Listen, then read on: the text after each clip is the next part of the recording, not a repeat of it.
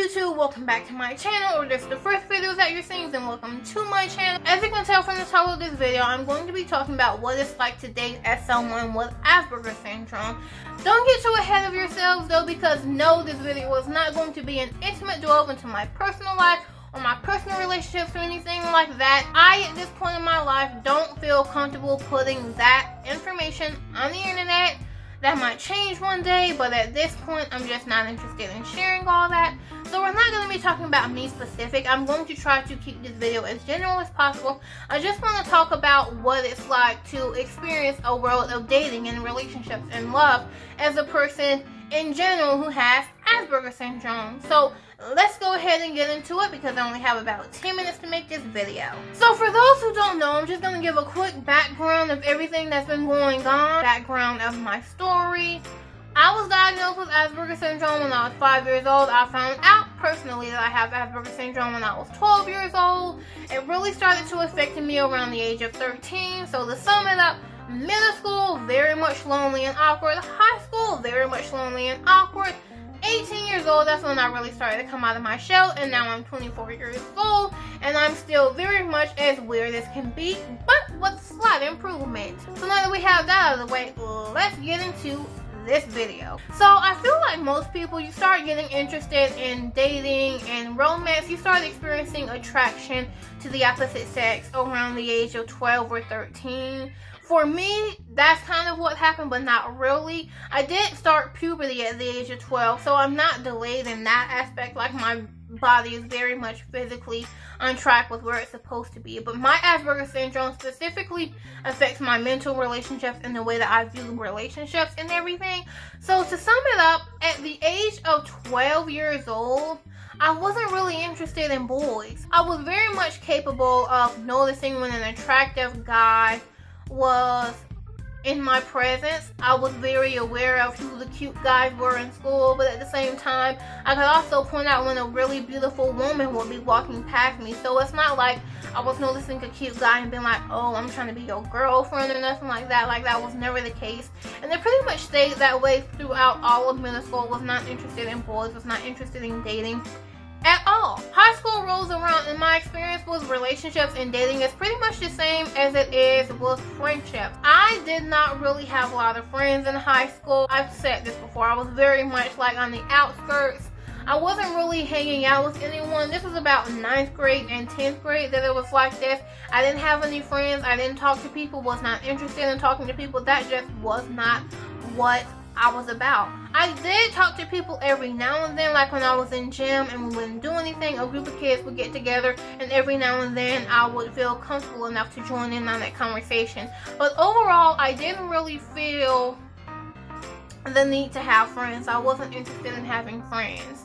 That being said, I was interested in having moments that usually would take place in a relationship. So what I mean is, was not interested in having a boyfriend, was not trying to be in a relationship, none of that. But those moments when I would see couples walk by in the hallway and they're holding hands, or this guy has his arms wrapped around his girlfriend, or he kisses her on the cheek, those sweet moments that come with being in a relationship, I was interested in experiencing that, and I did want that, but I wouldn't necessarily say that I wanted a boyfriend. I think it was mostly just wanting someone to treat me special.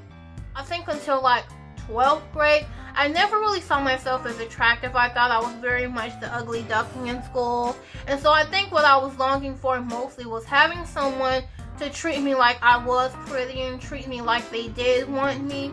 So I think that's mostly where all of that stems from. But I was not interested in having the experience of being in a relationship at all.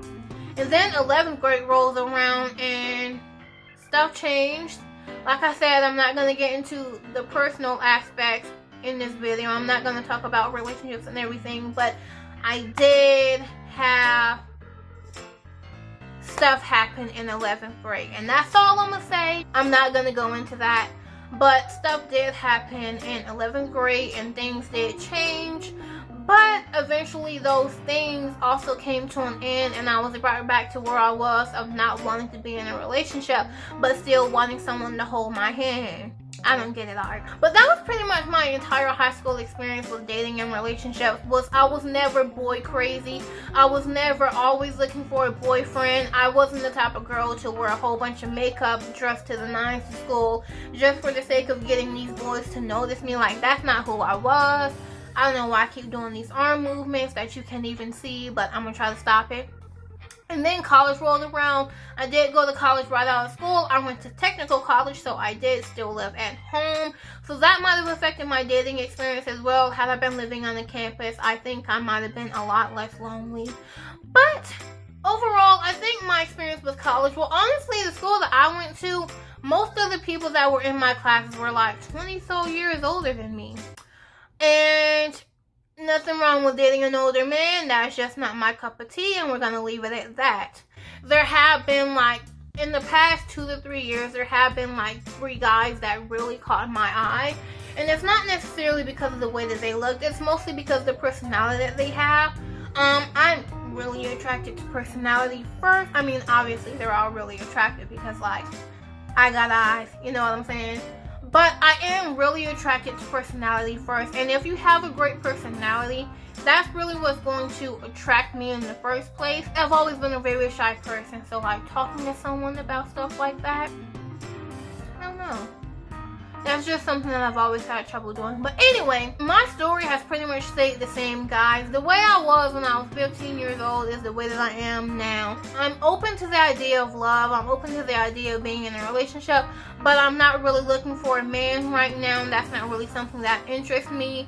I'm very much okay with being alone. Like, if I'm being 100% honest, I would like to have someone to cuddle me at nighttime. In the morning, I want you to wake up and leave me alone. Like, that's just how I'm feeling about the situation. I don't know if that's asking too much, but that's pretty much where I stand on relationships and where I've always stood on relationships. But that's just my story specifically. I don't really know how Asperger syndrome affects other people. Actually, that's a great question. If you're watching this video and you have Asperger syndrome or any kind of disability, I would like to know how you feel that has affected your relationships and everything. Me personally, with the way that I view men and the kind of man that I'm looking for, I want someone who's really open-minded, someone who's fine, someone who looks beyond the outer physical stuff about someone and really gets to know them. And so since that's the kind of person that I'm into and that's the kind of person that I want to date, I don't think me having Asperger syndrome should affect that. Because of who I want to be in a relationship and the kind of relationship that I want to have, me having Asperger syndrome, you shouldn't even have to think twice about that. If you're the kind of guy that I'm interested in, what I have going on, what's going on with my brain, should say nothing about what we have or what we could have. That's just how I feel about relationships. Personally, I feel like Asperger syndrome or no Asperger syndrome, at the end of the day, I find myself to be a queen, and I refuse to be with someone who doesn't view me in that way. Yeah, I don't really think that my Asperger syndrome should be a deal breaker for the kind of guy that I'm meant to. If you're the kind of person who would have a problem dating someone who's on the autism spectrum, then you're not the kind of person that I want to be with anyway. So I don't view my Asperger's as a burden in a relationship at all whatsoever. But like I said, I'm not really interested in a relationship right now anyway, but I am kind of curious about relationships. I'm kind of curious about, you know, just like talking to people and seeing what could come of that. And so because of that, I have been experimenting with online dating.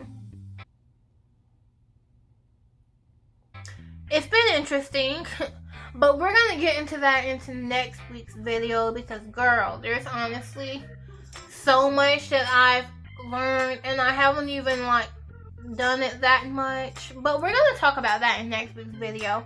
But like I said, this video was very simple and to the point, and that's mostly because I'm not talking about personal stuff. I'm not getting personal in this video, and I don't think there's anything wrong with that. You know, I shouldn't feel forced to share something on the internet if I don't want to share it. So I don't feel comfortable talking about dating or my personal relationship experiences, and that's just my prerogative, boo-boo. That's pretty much it for this video, but stay tuned for next week's video because there will be a little bit more personal experiences in that video.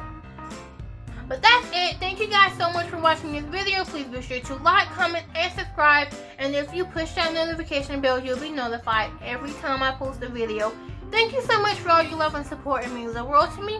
And I will see you in the next one. Also, I'm wearing lipstick today. I actually never wear lipstick. So, it's kind of a little overwhelming because I never wear lipstick. Let me know in the comments what you guys think of my lipstick, because I'm not too sure how I feel about it. But I'll see you guys next week.